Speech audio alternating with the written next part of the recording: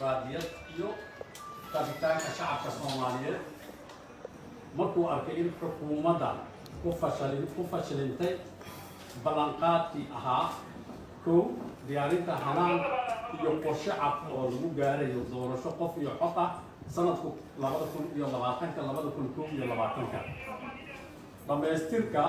federaaleynta heerarka kala duwan iyo go'aanka qaadashada maqaamka caasimadda ka hor waqtiga doorashada afti u qaadida iyo meelmarinta dastuurka iyadoo lala tashanayo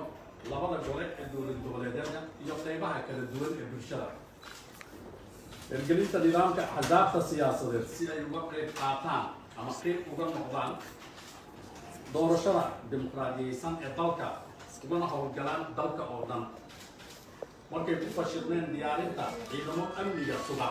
oo heer federaal iyo heer dowlad goboleed ah awaamirtana ka qaata guddiga madax bannaan ee doorashooyinka qaranka xilliga doorashooyinka lagu jiro sida ku cad qodobka 54 sharciga doorashooyinka qaranka diyaarinta qoondadii dhaqaale ee lagu qaban lahaa doorashada oo aan lagu soo darin miisaaniyadda 2020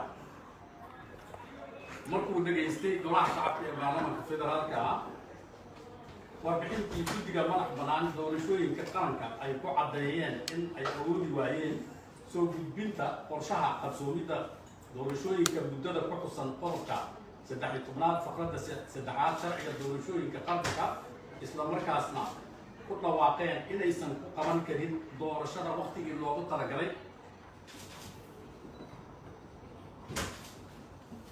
sidaa daraaddeed guddoonka golaha shacabka wuxuu cod u qaaday kala noqoshada kalsoonida xukuumadda hadda jirta oo ra'iisul wasaare uu yahay xasan khayre baarlamaankana sidaan ayuu codeeyey waxaa ogal u codeeyey 170 xildhibaan waxaa diiday 8 xildhibaan wax ka aamusay malaha sidaa daraaddeed madaxweynaha jamhuuriyadda federaalka Soomaaliya sida uu farayo dastuurka kumeel gaarka ah